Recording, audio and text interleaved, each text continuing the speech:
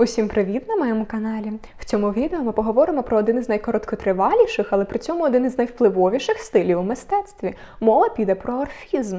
Матеріал я навмисне розділю на дві частини. Спочатку, в цьому ролику, ви матимете можливість ознайомитися із загальною інформацією про орфізм. А в наступному ролику ми поговоримо про яскраву представницю орфізму – Соню Терк-Делоне, яка була не лише дружиною засновника орфізму, уродженкою України, впливала на паризьку моду, ввійшла в історію як перша жінка, чия персональна виставка пройшла в Луврі. Це та багато іншої цікавої інформації про її життєвий та творчий шлях чекатиме вас в наступному відеоролику. А поки обов'язково підписуйтесь на канал, ставте вподобайку та дзвіночок. Такі ваші дії зроблять дві прекрасні справи. По-перше, ви допоможете розвиватися україномовному ютубу швидше та ефективніше. А по-друге, ви першими побачите мій новий випуск.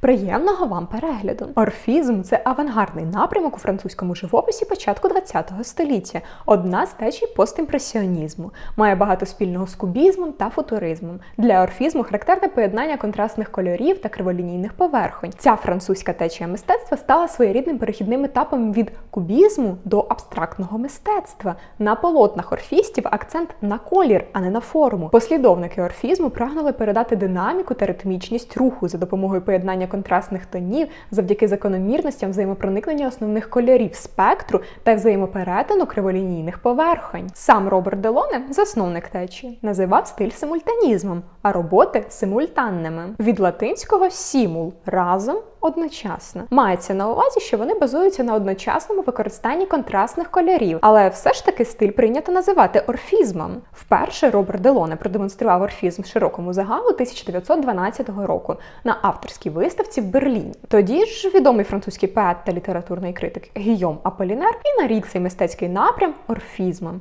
Гійом Аполінер назвав цей стиль так, порівнюючи його із давньогрецькою музикою Орфея. А вже наступного 1913 року орфістські картини були представлені на Салоні Незалежних в Парижі. Як напрямок у мистецтві орфізм проіснував недовго – 4 роки, до 1916-го. Але він дуже вплинув на подальший розвиток мистецтва. Пропоную виділити основні риси орфізму.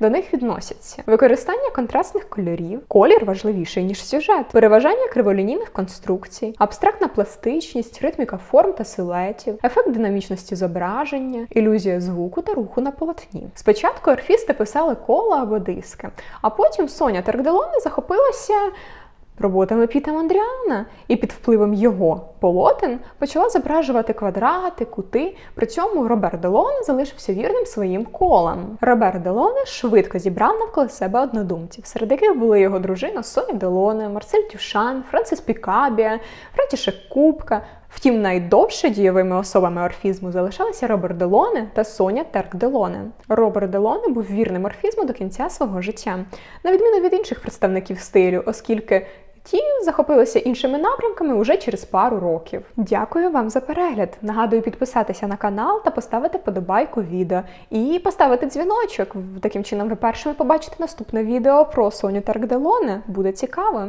Підтримуйте україномовний YouTube. Це допомагає йому розвиватися швидше.